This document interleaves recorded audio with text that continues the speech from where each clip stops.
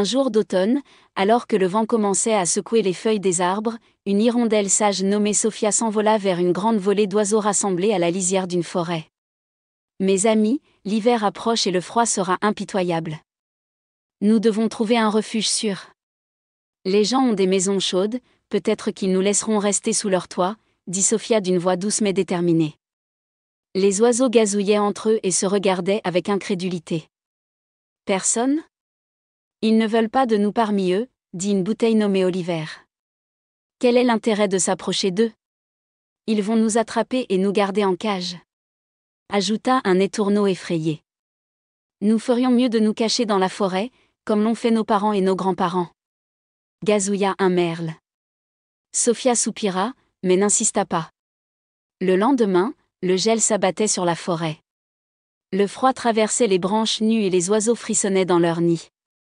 Les tempêtes de neige rendaient difficile pour eux de trouver de la nourriture, et beaucoup d'entre eux perdaient du poids du jour au lendemain. À ce moment-là, Sophia prit courage et s'envola vers le village. Il s'arrêta sur le toit d'une maison et commença à gazouiller d'une voix mélodieuse, racontant des histoires d'oiseaux souffrant du froid. Les gens sortaient par les fenêtres et, impressionnés par le courage et la beauté de l'hirondelle, lui faisaient de la place sous les avant-toits. « C'est un si petit oiseau, mais si courageux », dit un vieil homme avec un doux sourire.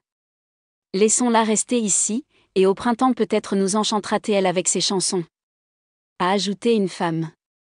Sophia fut donc hébergée sous les toits des maisons, où il faisait chaud et était protégée du blizzard. Quand le printemps est arrivé, elle était en bonne santé et forte.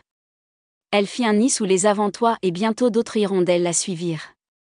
Pendant ce temps, les oiseaux qui n'avaient pas écouté ses conseils avaient enduré un hiver rigoureux. Lorsque Sophia revint leur rendre visite, beaucoup d'entre eux regrettèrent de ne pas l'avoir suivie.